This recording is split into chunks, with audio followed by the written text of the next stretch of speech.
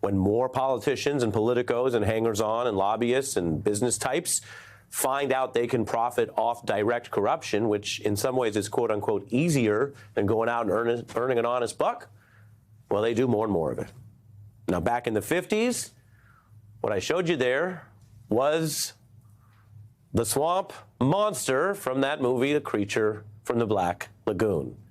We can leave it up. You can see the special effects might be a little different. Maybe you find that visage of that swamp monster more comical than scary because it's been, 75 years and we've updated our ability to make scary movies and special effects, although she looks scared.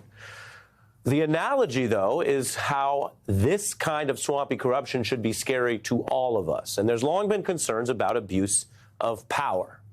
It's as old as the studies of power. We hear about that term, for example, when it comes to politicians being honest or abusing law enforcement. But what's going on now, and the reason this is our top story tonight, is that some of the richest people in the world are in a position where they can see that it's going to be open season, that they'll be able to police themselves or even beat up on the parts of government, sometimes called the, quote, deep state, that patrols these things, that they can get away with self-dealing with what is sometimes what amounts to graft or corruption, which is something the founders tried to patrol in America. And one of the ways to patrol it, and I'm going to be as clear as possible, one way to patrol it is to punish it after the fact. That's the traditional policing.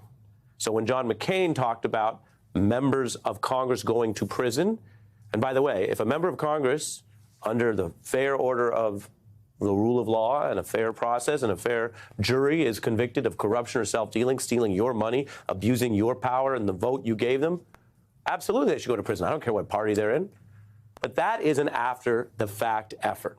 Now, we have seen that with Republicans, Trump veterans in the recent era, where they're in trouble sometimes for their business activities, which crossed a line. Trump's first campaign chair in 2016, Republican Paul Manafort, he was ultimately caught up in the investigation from the Mueller probe, and he went to prison partly for those kind of things, corruption crimes. Or the current DOJ got a conviction against a Democrat, Senator Bob Menendez from New Jersey. The FBI literally found gold bars in his home, which he couldn't account for. And again, fair process, but he was convicted of corruption for taking those kind of things because he took your vote and the power you gave him, and in the way that Paul Manafort or other Republicans were found guilty, he was found guilty of abusing that. So that's after the fact.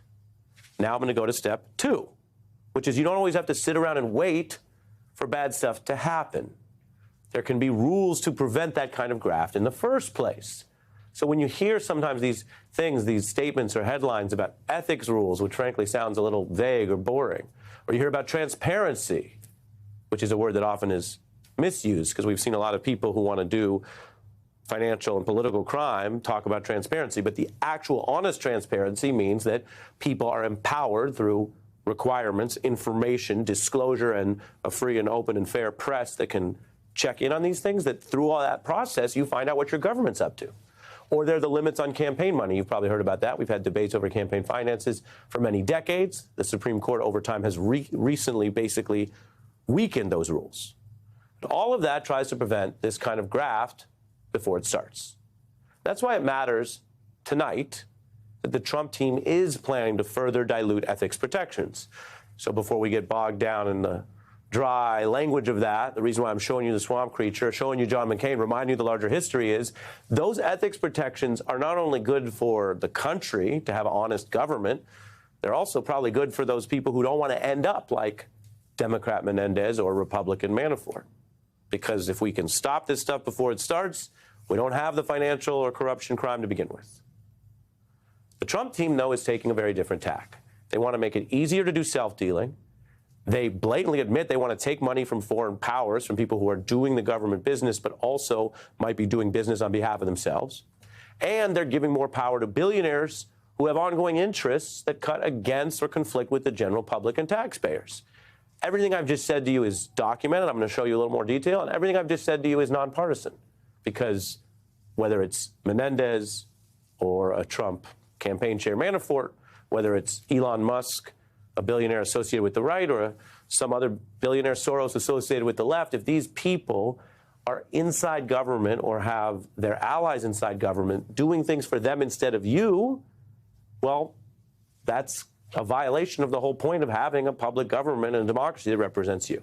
There were protesters who actually were right to warn about this. And what you're seeing on your screen, the sort of creature dropping up, this is not AI. This was a real hearing where the activists put on that mask to try to highlight the so-called swampiness, the creature from the Black Lagoon that I showed you earlier. This was a Senate confirmation for Trump's pick for the very interior job, which I just showed you was later forced out over ethics concerns. You can see the creature over his shoulder. Just when you thought things couldn't get any wilder in Washington, check this out. At a Senate confirmation hearing, a woman in the background stole the show. She put on a monster mask. A swamp creature invades Capitol Hill. It's just like the monster from the 1950s classic horror film Creature from the Black Lagoon. One of them managed to get a prime spot right above Bernhardt's right shoulder, where she appeared during his opening statement and remained for an entire hour. There was an unexpected viewer in the crowd, a green, unblinking swamp creature watching attentively just over Bernhardt's right shoulder. Wow, just look at the stare. Very unsettling. Very unsettling. Now, you could call this a type of artistic or film activism. The point was that just saying dry ethics reform or the ethics rules are diluted or can you believe there's a foreign money provision, yada, yada, yada, all of that can kind of melt and blend into whatever, the ether. But the swamp creature, in a movie that's relevant 75 years and counting, was to spotlight something actually true, the concerns about ethics violations and corruption at Interior. It was, in a sense, a silent visual protest. Trump's family businesses want to directly capitalize on round two of the presidency with new ventures. This isn't just the old Trump org doing whatever it's doing. We're talking about a whole new projects built specifically because he's coming back into office. And the Trump ethics structure basically welcomes foreign money. There's a new venture of a Trump Tower in Saudi Arabia. And they're not shy. Eric Trump is publicizing a mock-up design this week as they get ready to return to office. Trump is raising money from his donors, even though he just finished an expensive and victorious campaign. But he's having special meetings, candlelit summits. That's $1 million a person. And over in Silicon Valley, which has had a long arc of evolution around many of these issues, we can see how money follows power, especially in an era where power is so ready to reward everyone with money. Mark Zuckerberg from Facebook, CEO now of the parent company Meta, has warmed up to Trump after a very long arc. And remember, Donald Trump has threatened Facebook and Zuckerberg. He's talked about abusing the government powers to go after him, as he has with so many other folks. But like Bezos before him, Zuckerberg cozying up, $1 million now going to Trump's inaugural fund. That donation, the Journal reports, is a departure from Zuckerberg's past practice, comes after an election in which Trump threatened to punish the tech tycoon, and on it goes. Now, these are individuals in the business community who are known for basically one big thing. It's not making good tech. There's plenty of good tech that doesn't make a lot of money. And it's not being brilliant communicators. And it's not having some long-standing multi-decade policy on free speech or other big issues, which you might hear them talk about, but isn't really what they're known for. They're not the ACLU. They're not authors of big tomes on First Amendment jurisprudence. What do? We already know. They're good at making money, and that's fine. That's how business works. But many people in this ethics conversation are scrutinizing these moves because it may seem that these individuals in business expect a return on investment from the new administration, which I'm telling you is doing a lot of self-dealing and was in trouble for graft last time. Zuckerberg put Trump back on Facebook and IG 2 years after the insurrection. Musk brought Trump back to Twitter, known as X, and he has drastically tilted the platform in very obvious ways towards his political views, which, remember, is the exact thing he said was wrong with old Twitter. New Twitter is a more robust, guilty, angry version of Musk's criticism of old Twitter. And again, I'll always tell you, does he have the right to do it? Absolutely. In the United States, if you are a publisher and you own a social media platform or a media platform of traditional writing or video, You can make those choices. I've reported on this before and told you he has that right, but he is doing the opposite of the thing he said he would do. Trump has noticed these embraces. And then you have a tech billionaire who also owns the Washington Post. We have on their reporters as guests. We draw on their reporting. He was reportedly pulling their endorsement of Trump's opponent before the election. You may remember all that. And he's cozying up too, Jeff Bezos. Mark Zuckerberg's been over to see me, and I can tell you Elon is another, and Jeff Bezos is coming up next week. And I want to get ideas from them. Look, we want them to do well. I know we've got some other people here, but I don't see Elon Musk. I was hoping, because he's been a good, let's say, a good aid to you on a lot of different things. Well, he's got a lot of ideas. He's a great guy. He's a really good guy, too. And I guess his stock has done pretty well. True.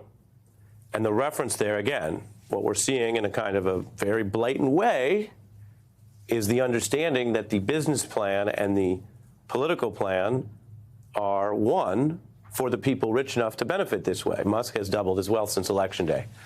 He is now the first person in world history to reach $400 billion. If he has a long life, they expect he could be the first trillionaire ever. His ownership stakes are in SpaceX, a private startup worth hundreds of billions.